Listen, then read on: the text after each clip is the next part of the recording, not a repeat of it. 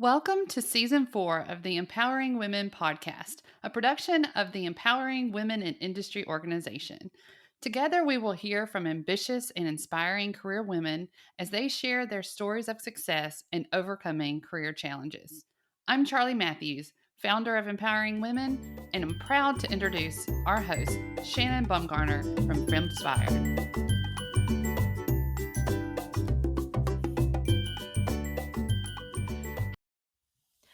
Hello, everyone, and welcome to another insightful and always fun episode of the Empowering Women podcast.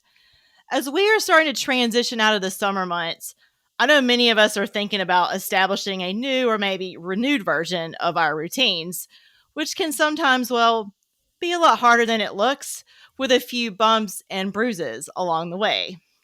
But never fear, today's guest is your guide on how to establish some sticky habits in your life.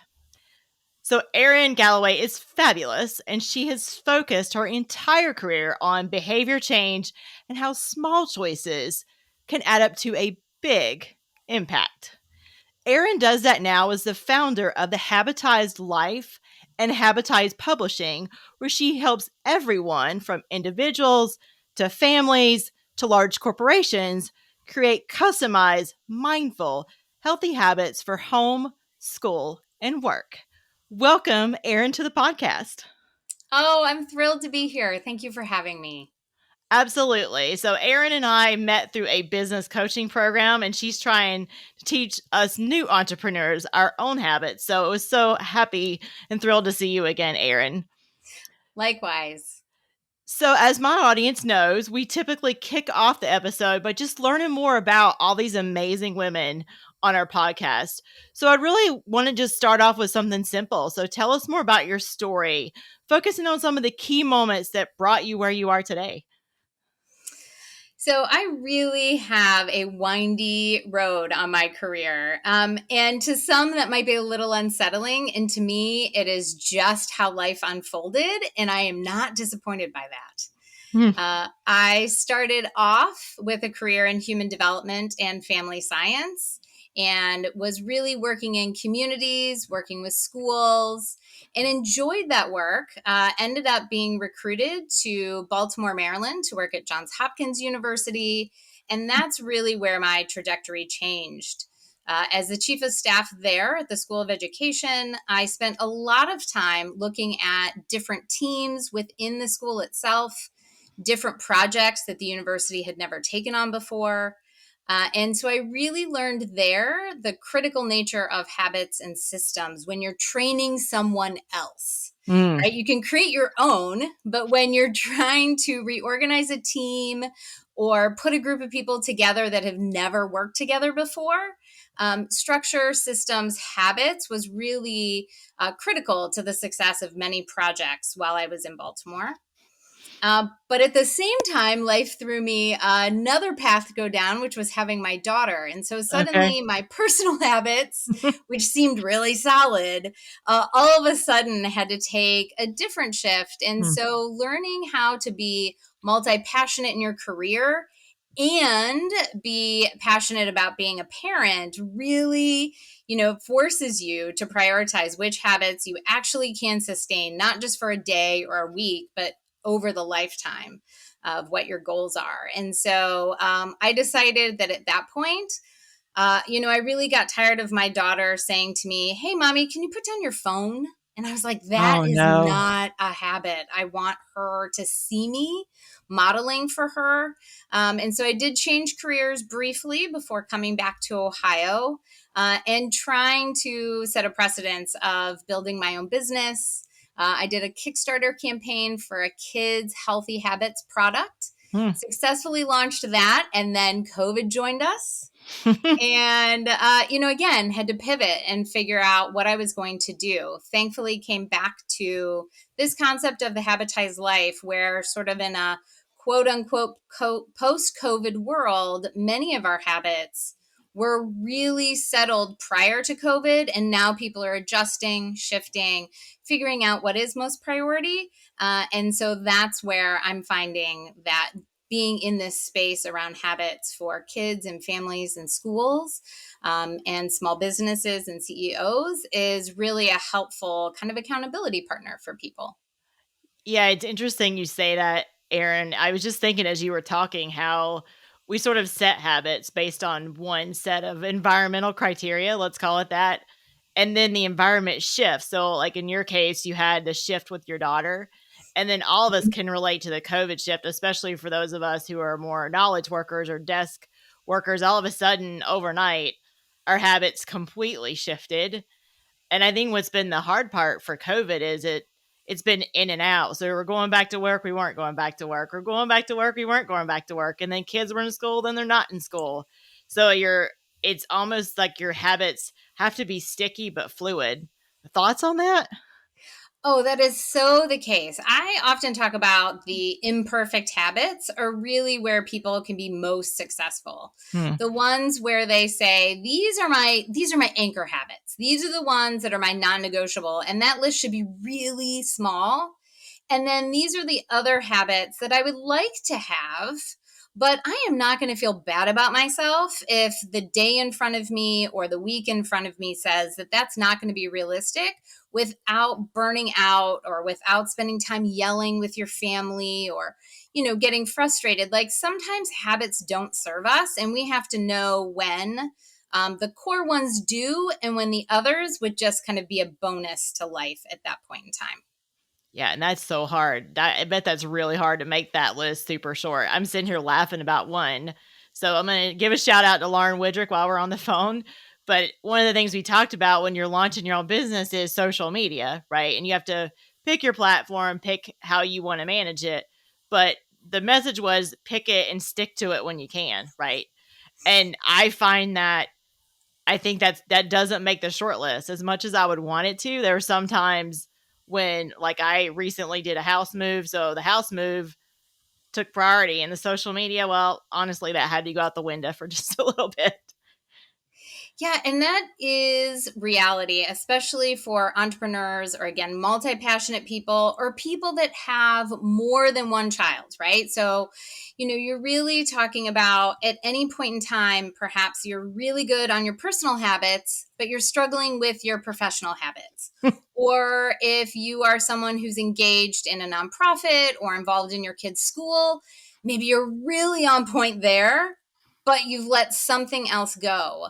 And I think a lot of the public messages, especially those on social media, say it's either you're good or you're bad at habits. And I like to talk to people about trying to accept that you're not going to have all of your habits equally prioritized at the same time. The older we get, it's just not realistic for most people.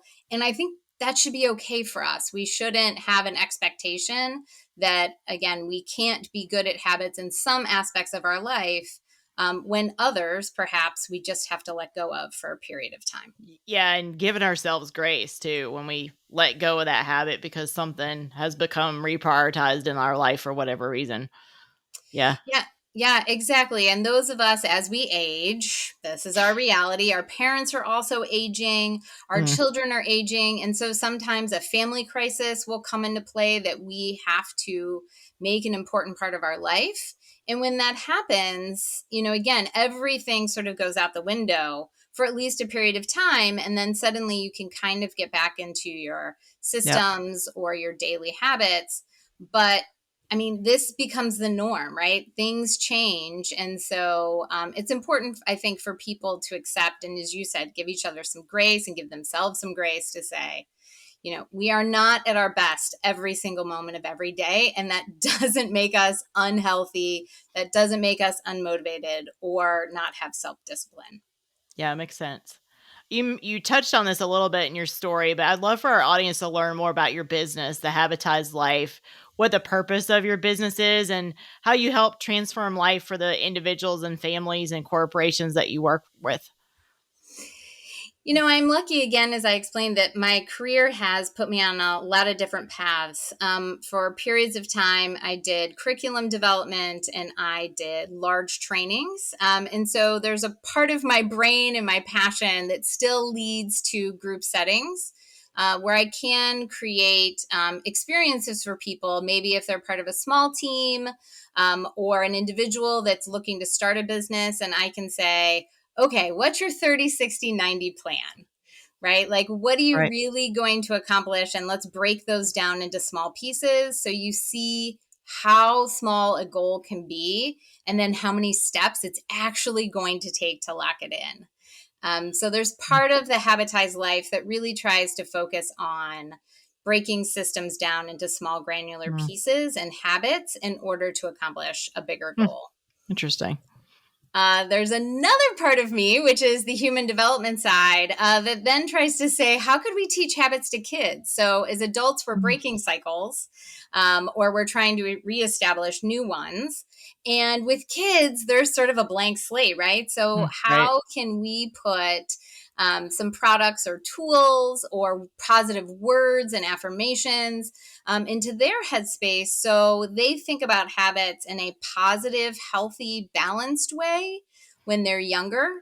And so they don't have to undo some of the cycles that we have to do. Yeah, it makes sense. And you have a series of books, right? Out there that target children. Is that correct? I do. Okay. Based on my career in early childhood development and also with my own daughter, she was really struggling in kindergarten and first grade with reading and writing. But I wanted her to still feel good about herself. So my background lent it to coming up with some basic worksheets and activities that she could do to practice that were fun, but also gave her a chance to write and draw and explore.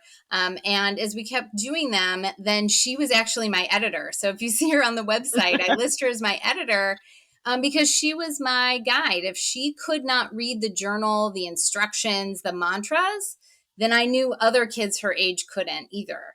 So it was a really fun project that honestly grew out of her interest and her need. And then when she was reading on grade level consistently, she was like, let's keep making them. And I was like, okay, let's share them with others. And that's really how that project evolved. Interesting. Now you made me think about this, how much parents or guardians, the adults in our children's lives influence our habits. So one of the habits my mom taught me very early on was when you get done with school, you come home and do your homework.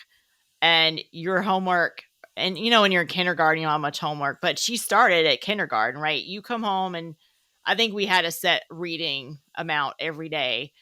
And that actually translated all the way to college, right? It was this, you got to take care of business first. It's sort of that mentality. And now that you're saying it really came from those lessons when I was 5, 6, 7 years old that carried all the way through. So I guess that was some form of study habit that I didn't realize she was actually forming at an early age. Oh, it's so good. And my house was kind of the opposite. People often assume that my level interest in habits and my own discipline comes from my childhood, and ironically it's not. My mom was more of a free spirit. She thought that like your social experiences could get you through school, and she was very much an extrovert. So for her, after school was never homework. Oh, interesting. That's really funny. Yeah. And so then when I meet friends, right, throughout high school and college, right, you really start to have that independent time together. You have to do team projects and work projects, right? And suddenly you're like, oh my gosh, there is a whole group of people that in maybe high school came home, they did their homework immediately, and then they played. And often, you may not do this, but often those are also the adults who, for example, come home from vacation and instantly do the laundry.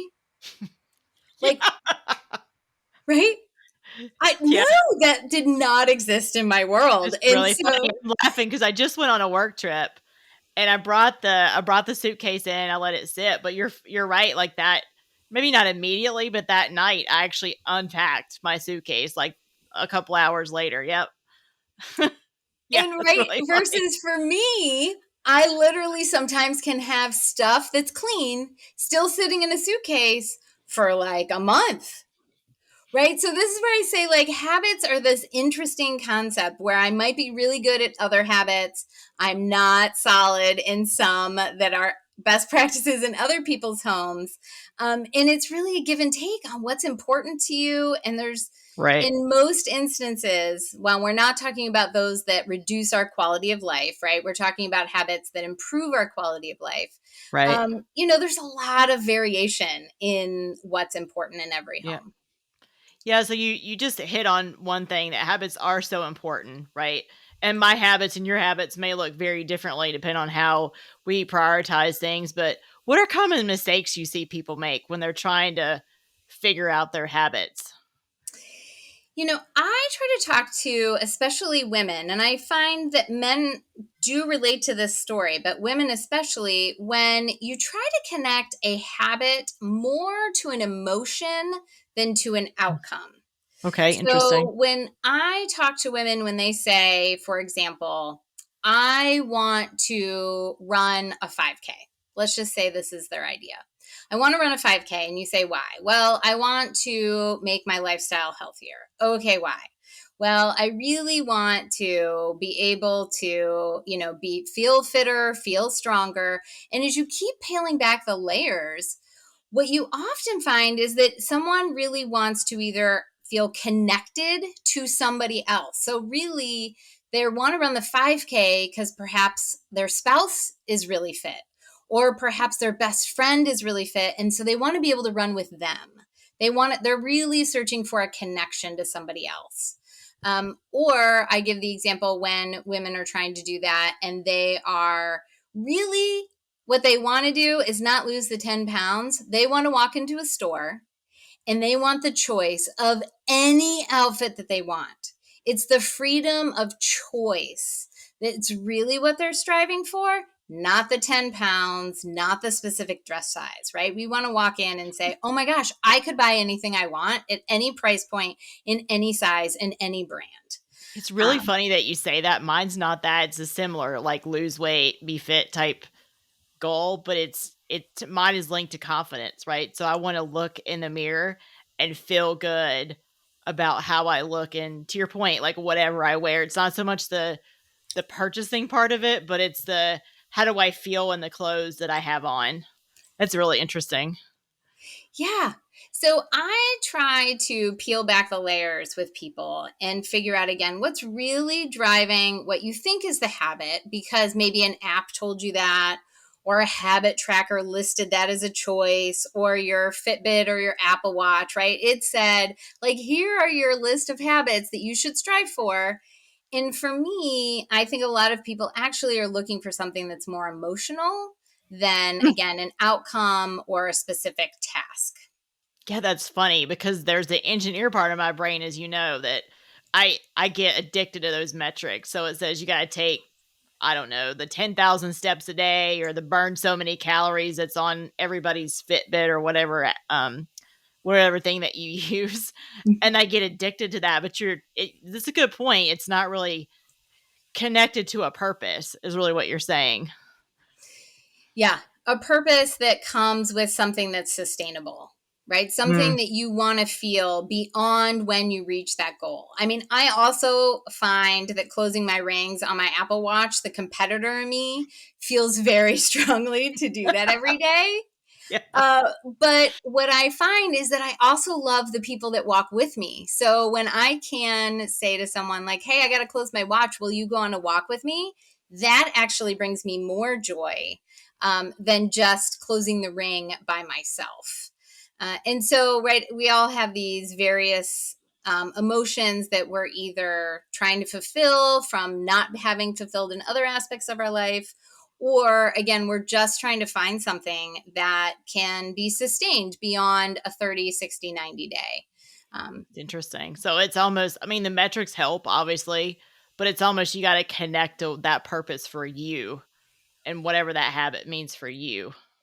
Yeah. There's a really common quote, right? Progress over perfection. And I often say it's momentum over motivation. And so metrics like that provide the momentum to get to the next step, right? It's just like that little catalyst that says, okay, you did that. Now what are you going to do next, right? What makes you curious to figure out, am I capable of the next thing? And so, there is a lot more research coming out about habits, about, I'll say, kind of the BS of motivation and self-discipline, and how that's actually not showing over time of a true reason why a habit will stick for you or not. It's interesting. And I also, for me, it's always been, it kind of gets back to the grace that we started with. So like, for example, when I was making my move, there was a lot going on. I wasn't on my exercise routine. And when I decided to try again, you have to let the past go. You have to say, you know what? It is what it is. It was what it was. Now we're starting over and we're going to get back into it. It's a perfect example of both short-term, right, memory of where we were right before, and long-term. Often women, again, especially, struggle. They remember themselves being high performers in high school or college, right? They were on competitive soccer teams or swim teams. And they're like, well, that was in me. Why can't I get that back? And that headspace of saying, I was curious back then of what I was capable of, so I must not be curious now, is what I try to help people work through and sort of get unstuck from, because you are curious. You just aren't curious about the same things. Right. You have a different set of goals that you're working on. And so let's meet you where you are and figure out what's important to you today. Interesting. So I was preparing for this podcast, I thought, okay, if you feel like you don't do habits well, you sure as the heck don't want to eat the whole elephant at one time. So I was thinking about a question, maybe we frame it differently based on our conversation, but if there's one critical habit or maybe a way to start is what I'm after, where would people start? If I want to get better at habits, where's a good place for me to start? So one trick that I think can be very helpful is to think of, again, those core habits. Make a list of the habits completely separate from somebody else's list. Again, not from an app, not from a website, just what's important to you. And start to take that list and almost put habits next to each other, kind of like a bracket. Right? Like, ooh, this one or this one, because you can't do them all. So let's just, for short term, let's prioritize. And then let's say you get that list down to 6. Let's just pick that number for this example. Right. You get it down to 6, and then put them in order of good, better, best, which often I'm going to talk about it in a reverse fashion. So you pick your first 2, which are your top 2 priorities. And if you do those 2, that was a good day. You add on your next 2, and you're like, well, this day is better. So if I do the first 2 plus the next 2, this is a better day. And then your best can be the second 2, right? Or the last 2. So your 6 in total, if you get all 6, that's a best day. But framing it as, if you only do 2, that was still good. Like we don't have to do them all. And every day can't be a best day. Let's just be honest, right? Would it be awesome in Nirvana? Sure, but every day is not going to be a best day. No, every day is not. And it's funny, I'll tell a side story. So Mel Robbins, if you know her, the motivational speaker. Right. So she created a small pilot coaching program. She had never done it before. We didn't know how hands-on she was going to be, but I was like, well, I talk about habits and so does Mel Robbins. I should participate in this. And so I signed up. And she releases this lovely workbook, and she actually gave it more of a personal touch than I was prepared for. But she says, here's your first habit. I want you for 1 week to drink 64 ounces of water every day. People revolted. I mean, in the Facebook group, in the program, people were like, I paid you to tell me to drink 64 ounces of water every day. This is ridiculous. And she had this very thoughtful and respectful response, which was like, if you can't do that, how do you think you're going to do something bigger? I'm going to laugh with you, Erin. I would think that's funny because I'll tell anybody, it's actually something I'm trying to work on right now, funny enough, drinking more water for my health. And I hate it. I just don't like water. I just don't like drinking water. And it's so hard. So I'm laughing. That one really resonates with me right now. It's really funny. Oh, and people, like, she had live sessions every single week when the water won, right? Very first week. And people were literally like, well, can I put tea in it? Can I put flavors powdered in it? And her response was like, really? Like, this is where you want to get yourself stuck, that you will only meet this goal if you like zhuzh up your water. Like, it was just this interesting conversation that was amongst a group of like 2,000 people, right? And one of the highest requested motivational speakers in the world. And so it really is, it's about starting small, because if you can't do a handful of things, where are you going to get when you want to try to make that list longer? Or again, when you want to try to teach someone else in your family, like, you've got to have some core components of habits in your own life to focus on. That's a good point. I love the graduated one, but water's probably not an easy one for me. I'm just laughing. That's one. I'm still trying, Erin. I'm still trying on that one. Oh, goodness. It's all right. We all have our things. Her next one right. was make the bed, which people, again, were like, really? Now we're at water and make the bed. I'm good at that one. That again, my mom's probably listening to me. That was my mom. My mom's thing was, you get up and the first thing you do is make the bed. And it's funny, like, I do that to this day. Even if I'm home alone and there's nobody else here, it's ingrained. It's really funny that you say that, because I didn't even really think about it. Well, she clearly, whether she consciously or subconsciously, knew about systems and habits, right? She passed them on to you. And, people often, when they want to create new habits, sometimes they talk to friends, or they talk to just random people to say, like, where would you like to get your habits from? And they sort of start to build their own plan or their own system. And what I typically recommend in what I call kind of that new habit builder phase is, don't reinvent the wheel.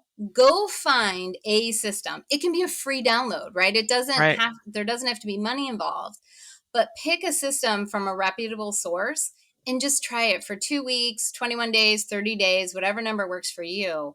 But practice what somebody else has already tried to do, instead of feeling as if you can create your own system for yourself when you don't quite have a pattern of that at this point in time. I love that. Really, another funny story you just made me think about. I am not a morning person. I will tell anybody that. But the one thing she taught me too was, I never hit the snooze bar. As much as I hate getting up in the morning, because I'm a night owl, like, I just don't do it. Like, she's like, you don't do it. When she came to wake me up as a kid, it was like, get up. And it's what I've really learned from you today, Erin, is that sometimes the environment you've built in, like, you may even have built-in habits you don't even realize.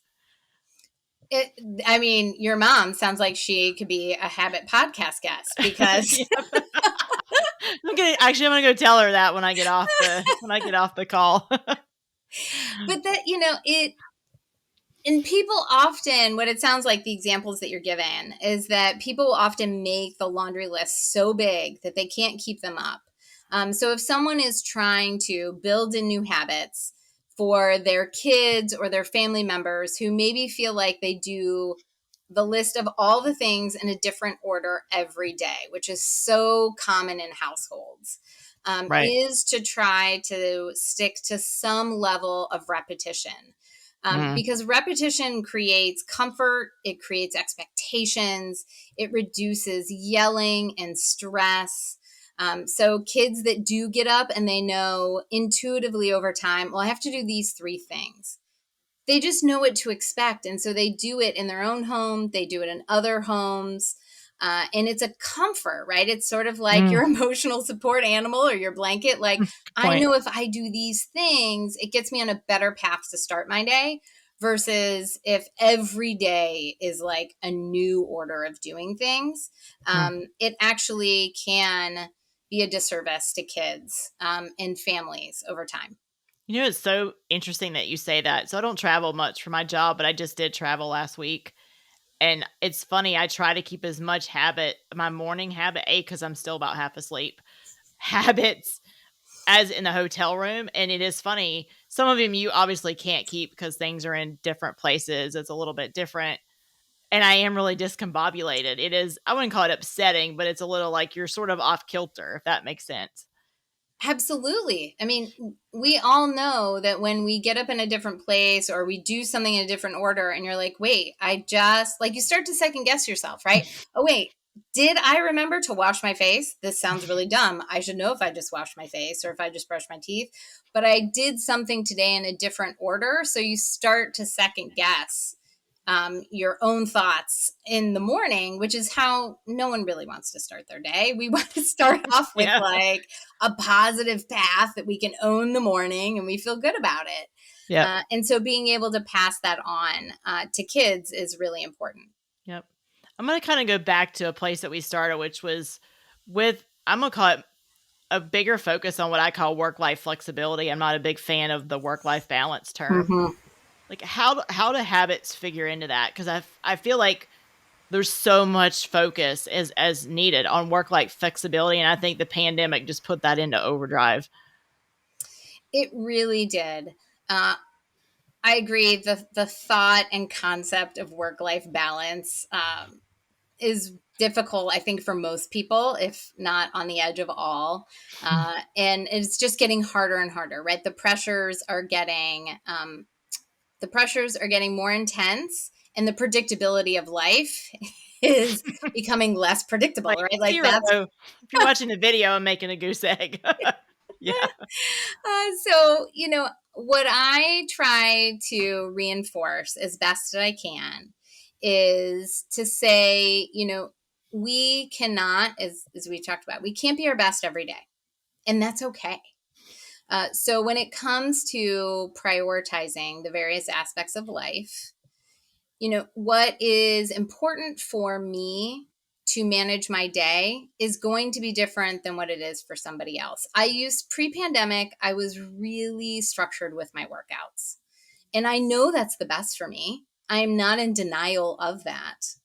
But in reality, when I'm going through this phase post-pandemic and trying to build my business, I realize that the 5 a.m. hour is also when I'm the best writer. Mm. And so if I'm a best writer at that hour, I'm not going to force myself to be a writer at 3 p.m. It will never be my zone of genius. And so I had to accept that going to the gym in the morning was going to not be my priority for a little while. Being able to write in the morning when it flowed and it was easy, and that's how I could start my day. I wanted to feel good about that. And therefore, for a period of time, walking, right? I'm not going to a gym like I used to. I'm saving that money. And so am I my fitted self right now? No. But this isn't a forever state. And anyone else who's going through those similar situations, it isn't a forever state. It's really figuring out where the flow and the ease is for you during certain seasons of your life, and how to make yourself feel good about how you're choosing your habits and priorities every day. I love that because it's similar to career advice I give people, that you're going to go through seasons in your career. And maybe when you're first starting out, your career is the top priority in your life because you're just starting out. You're trying to prove yourself. At some point, you may go through a family phase and it goes down the list in terms of your career, in terms of wanting to be promoted or what have you. And then to your point, you might have elder parents. There's always that balance. So it sounds like habits really flows along with that same advice. You have to really be real with yourself about what's priority to you in that moment and how do you fit habits around those priorities. Agree. And I talk about at times habits. Some habits are sustainable and some habits are situational, right? I think about being sustainable, but that's a good point. Okay. Yeah. Some habits are there and meant to exist for a period of time. And then it's okay to let them go. Or they may come through certain seasons. You have summer habits, which could be different than the other seasons of your life, right? You have a routine, you have a system, if your kids are off every summer, right, of what you do then. And then through the rest of the school year, you have a different way of running life. So for some reason, again, I think this concept of habits has seemed very either, again, you're good or bad. You either you're always doing the same habits or you've fallen off. And I like to talk about them in a much more fluid way. And again, figuring out whether it's seasons or priorities or reactions to certain situations. It's okay. You are good at habits. It's just figuring out where you're good right now and where you can improve. Right. Interesting. I love that. I love the fluidity of it. Because I think in my mind, I've always pictured habits as being, to your point, black and white, right or wrong. And I love the fluidity of your approach. I want to end my last question a little bit hard left. But what I really think has happened in the pandemic is, and I just posted an article on LinkedIn about this, technology's made it easier for us to communicate, but not really connect. And I think the pandemic made that even worse. So I'm curious how habits can help us have that form of connection and community that probably looks a little bit different from what it used to. So I think there's this concept of digital wellness and digital habits that is really starting to come out of the pandemic. People realizing that they don't have their own boundaries around time spent on the internet. Kids don't have the same boundaries. Parents have allowed, a lot of homes to have tech at tables during meals and in the mornings, right? It's become part of our life. And there is this belief, which we're now proving, a lot of research is coming out of the negative sides of that much time, especially for young people and those that are even younger. So what I would say is trying to establish a system for yourself that almost could be like a little bit of a personal challenge. So if you are used to now coming back home or coming from your home office into the other part of your house, right? Really saying, okay, I have to go and walk over to a neighbor's house, and I need to do that 3 days a week. I am now going to join part of a networking group. So even if I am not as comfortable, again, getting out into some of the common situations that I used to, I at least know that this group of people is going to challenge me to come out once a month, right? Whatever that number is. But I do believe that asking ourselves beyond the people that we created our little COVID pod around, right? Right. Yeah. Yeah. I'm laughing. It's so true. That little, tiny little group. We did. It made us real comfortable. Everybody suddenly got real lax with those people. There was a lot of trust built there, but we have to build up the trust with the broader community again. And otherwise, we're just missing opportunities to connect with people. So I suppose in some ways my answer is that trickiness of work-life balance, right? How do you do connection and isolation balance and figuring out a system that does work for you, but trying to put some boundaries around tech in your home, therefore in return making space for connection, intentional connection. Yep. I think is a really great focus for people to give themselves, at least to get through 2022, which could come with some other surprises that we don't see coming either. Yeah, who knows? Exactly. Yeah, the one that really comes to mind is I'm a Gen Xer, so I'm on the younger end of Gen X. And so I'm not a technology native, I'll put it that way. But it always cracks me up when you go to a restaurant and there's a family around the table and everybody's on some sort of phone or gaming device. And I'm not saying I've never gotten on my phone at a restaurant and dinner, because I have, especially to search something really quick. But I've always tried to put it down and connect with whoever I'm at the table with, because I think I really enjoy eating out. So that was the thing about the pandemic I hated. But that connection around dinner, that laughter, sharing of stories around dinner, it's one of my favorite connection points. So I think I've always tried to sort of put the phone down as much as I could. Yeah. I do appreciate the restaurants that offer the little place at your table or note, right, about putting your phone down. I know it's not many of them, but it is a nice norm. I've never seen one of those. Oh, yeah. Yeah, right. It's a good norm, right? And, you know, I'm not here to judge the families that do have a child that when sitting in a public setting, it really is a behavior management tool. I True. know that Yep. that does exist for some families. But for others that it's sort of a default by choice, you know, I would just offer the thought that coming up with something at a meal time is really an opportunity to connect with your kids. I used to be known when I lived in Baltimore and Lily was little. We used to be known for taking matching games around town. We would just carry these games around and I'd have them in my car. And she had her little suitcase that she came to every restaurant with.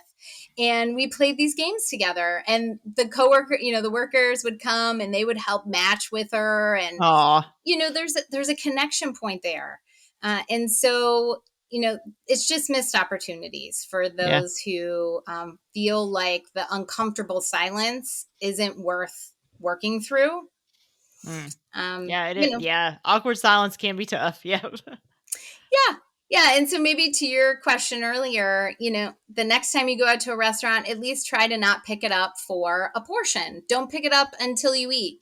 Right. And if Right. everybody picks it up after you eat, okay. Right. But find something that pushes the boundary a little bit at a time. And with some practice, suddenly you're establishing a new norm that may bring some joy and connection that you didn't know could exist. Yep, absolutely. Well, speaking of missed opportunities, I don't want people to miss the opportunity of connecting with you outside of our wonderful podcast today. So where can they find you and anything fun that they might can engage that you have coming up in your business? Yeah, so the habitizelife.com, very simple, habitizelife.com. That is available for people to see blog posts and content, quick access to some free resources and tools. I would say at this point in time, I am most engaged over on Amazon, which is really fun. So finding the day I got listed as an official author on Amazon was an exciting point for those that have kids. That are looking at workbooks, activity books, and actually I started to get into habit recovery books. So people who may have someone after a stroke or aphasia or traumatic brain injury, it's the same concepts, and having something to work on together in a positive way is part of the workbook series now that wasn't at the beginning. Didn't see that one coming. Quickly take a shift here. I know you shared that during some of our coaching calls, and I just love that. So it was almost a little bit, not a full pivot, but a little bit of pivot in your business. So it was funny. You just saw that opportunity from taking what you do for children. And because those adults are probably a little bit childlike at that point, unfortunately, given the situation they've been through. So I love how you're helping, I guess, older population through some really difficult times, learning what you've already learned working with children. Yeah, I never would have thought of it without going through it in my own life experience. But now talking with speech therapists, occupational therapists, what they found was really unfortunate is that we did treat geriatric patients as children. Many of the tools and resources actually sort of undermined their own experience and what was important to them. And so now trying to create some tools that respect where they are and their life experience and words that are important to them. Fundamentally, it's the same concept. But being able to respect where people are in life, I feel really proud to be able to contribute to the community in that way. And social media, where can folks find you at on socials? Yeah, so Habitized Life over on Instagram. I am becoming more active over on LinkedIn. I started a Habit Catalyst newsletter where I provide 5 tips every Friday. Dabbled in the TikTok. But man, that's a lot of work over there. Yeah, I haven't tried TikTok yet. I think I've avoided that one. I'm not a big one on videos, although we're on video right now. So, Erin, go ahead, please. No, I was going to say, I think you'd be great over there on video. I think you probably underestimate yourself, but it can be intimidating for sure. I think it's the ticker talker, like I've heard it called. I think it's a little intimidating for me. Well, Erin, it has been a complete pleasure. I've just enjoyed spending more time with you, and I love sharing you with our Empowering Women audience. So thank you so much for taking some time out of your day for us. Oh, it's really a pleasure. And I hope, again, if anyone listens to this, they give themselves some grace with their habits. They meet themselves where they are, and they realize that they are good at habits, just maybe have some aspects of their life to still work on. Yep. Well, thank you so much again, Erin. Thank you to my wonderful listeners, and I will see you again very soon. Bye, everybody.